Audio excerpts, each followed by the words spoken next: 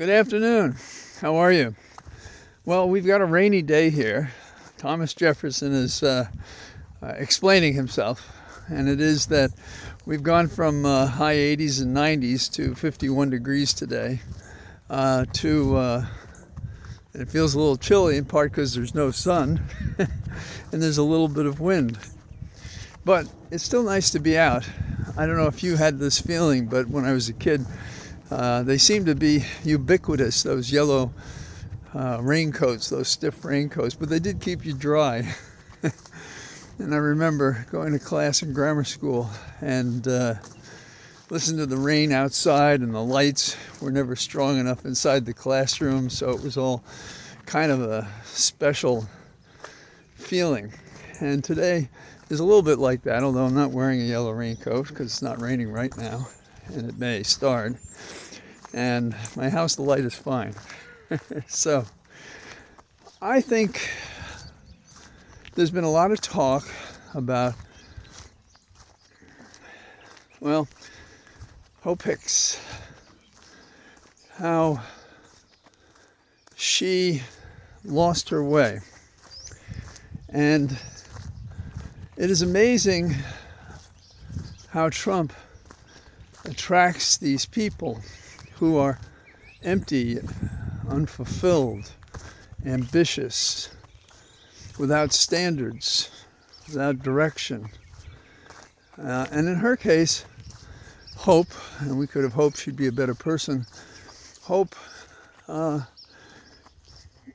the advantages of being attractive, nothing wrong with that, being brilliant, nothing wrong with that, but apparently having studied few values that would have permitted her, if a better person, to say, I'm not going to be part of this, or to blow the whistle early. We see these people near Trump, they write books long after they could have made a difference, or as in Hope Hicks' case, she gives testimony because she's compelled to do so.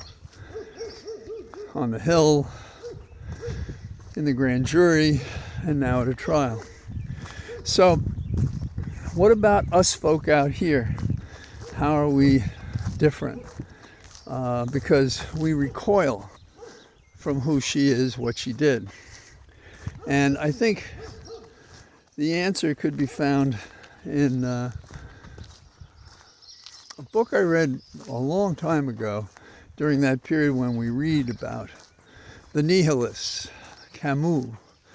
And Camus wrote a thing called the myth of Sisyphus. And Sisyphus is condemned for his errors against the gods to push a huge boulder up the hill that then rolls down and you push it up again. A symbol for a wasted life. And Camus decides to invest his capacious knowledge of philosophy and writing to put together some thoughts about kind of that old song, what's it all about? Alfie. So mixing the philosophers with commonness. He, Camus that is, spoke of a need to be in harmony with ourselves. And today we can feel that we're not in harmony because our intake of the daily poison that comes across the airwaves, that we see in print, that people discuss, is about those who do wrong and get away with it. I always thought when the Jesuits were teaching us, and the nuns, the Dominican nuns, about the bad man, they didn't call it that, but I thought what we were supposed to do was to reform the bad man. In fact, what the test appears to be for many people is to resist the bad man, to resist the easy life, of a criminal, with the great risk of shame and depredation when disclosed. But that's our weakness. Shortcuts. Shortcuts, good deals, they're never what they really say they are. Now, our bodies shrink from annihilation. And as I get older, I sense that.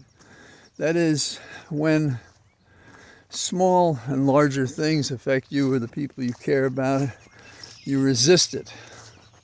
You do not want to be annihilated. You do not want to be subtracted from the community of the living. And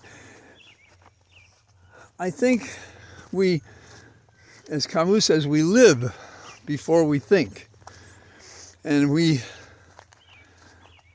by our bodies alone, we elude challenges to life and to living. And what do we find that allows us to go on? We have hope. We have hope that there's meaning in our lives. Otherwise, is our life absurd? We don't think so. We can define it in so many ways, as many ways as there are people, I suppose. But it has to be conscious. So, the deep feelings we have, the impulsion or repulsion in the soul is encountered. I say soul for lack of discovering what it is that makes us operate. I was once invited to give a lecture, and a judge and I were talking about the Patriot Act after 9/11. And I was saying that we had exceeded the need with that act to put in place anything that might have helped us avoid 9/11. And it was wrong.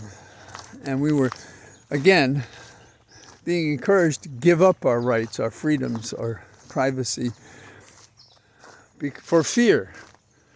And in the belief that these additional restrictions on all of us would somehow be better.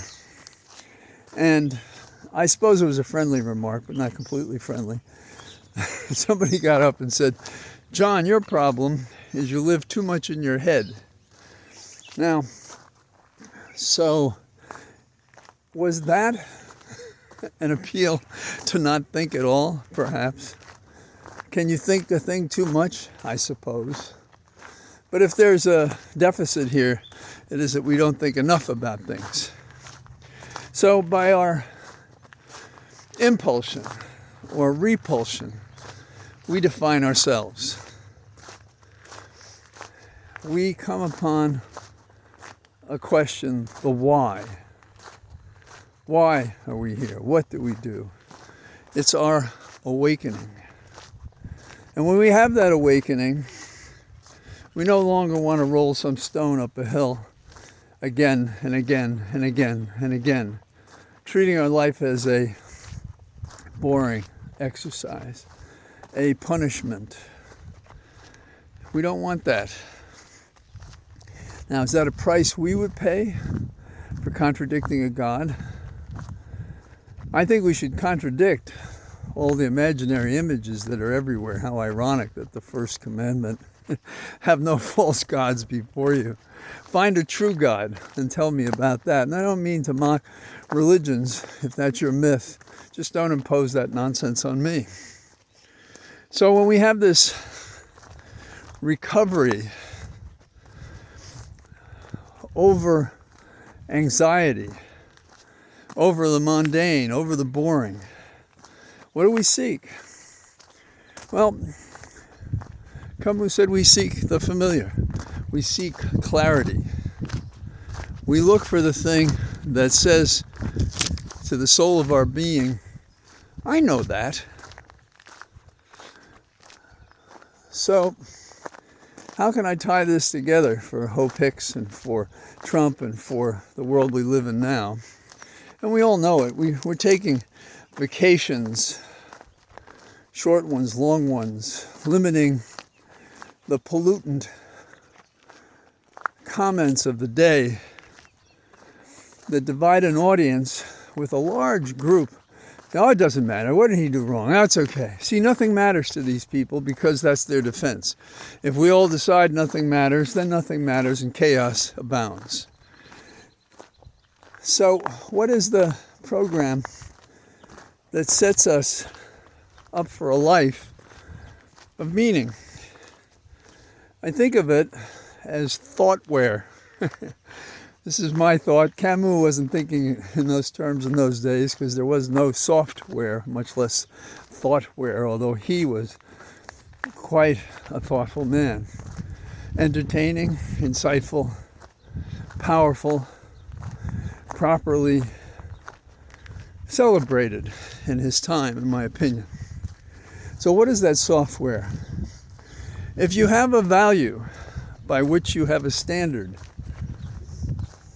you have a way of making choices.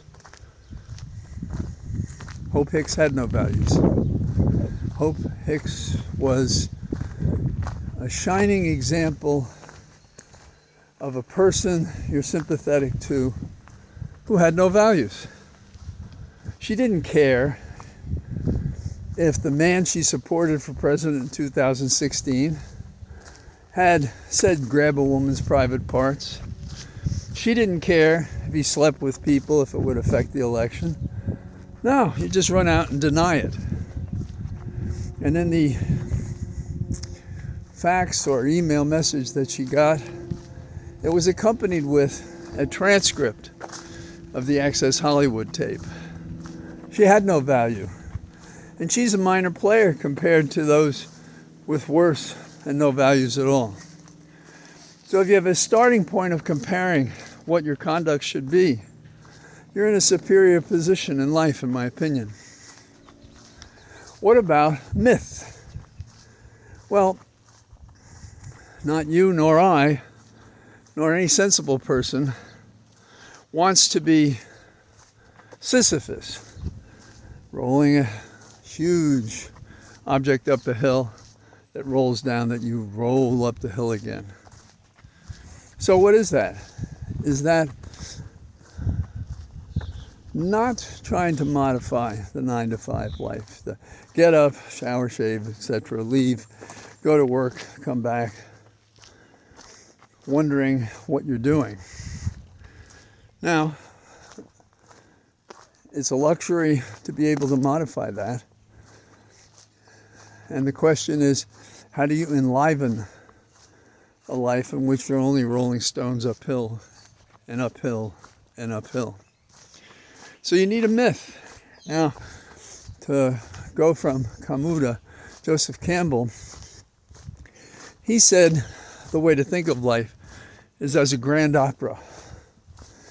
And if you've ever read James Joyce's Ulysses, he takes the commonality of life and illustrates it, unlike Homer, as heroism in the daily matters of life. And there is plenty to test our heroism, our faith, and so forth in life. And it comes at all ages. Some of it has to do with health, some of it has to do with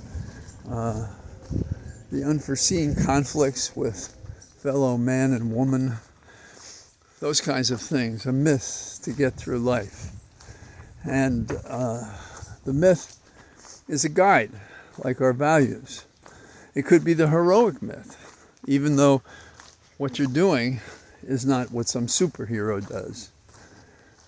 So, when confronted with something, a combination of values and a myth, I also think the software of life requires that you be stoic. And stoic means, excuse me, you know, the ground's all wet and this truck purposefully flashes by me to splash me, you know. That's an example of a person that has no human value. That is to say, the time spent on or with a person like that, including what I'm wasting now, should be dealt with stoically, which I have not done. Pardons if you heard me make an imprecation that one shouldn't. So as we continue our peregrination on the wet roads, I think stoic doesn't translate into everything one can do, but it is a way of taking in something. Aristotle talked about the media res, M-E-D-I-A-R-E-S, the middle way, which is to say, not too much exuberance, not too much depression, but of course we have our moments of joy and sadness. And finally, I think the software involves what some deny is possible as we grow older, which is flexibility. Without flexibility, one is broken like a stiff, arid piece of wood. If you can't bend, you can't deal with age, other people, the problems that confront you. So those are kind of my thoughts about it. You know, our thoughtware is to have values, to have a myth that guides you through life, that allows you to be stoic and to be flexible at the same time. So that's my guide today. I think we find ourselves doing these things even if we don't categorize them. If you want to read something that's beautifully written and not difficult, you might look at Camus' The Myth of Sisyphus. I think you'd enjoy it. So, on this unusual talk, because I thought it was time again to take stock of how we differ from the criminal in the courtroom in Lower Manhattan, and why we're right to be different and to resist it, to be hurt by it as we reconcile our values with these worthless individuals whose game is to take to themselves whatever they want, whenever they want, without regard to law, constitution, dignity, good behavior. So, if it doesn't rain tomorrow, I'll be out here among the cathedral of trees and we'll talk some more. Bye-bye.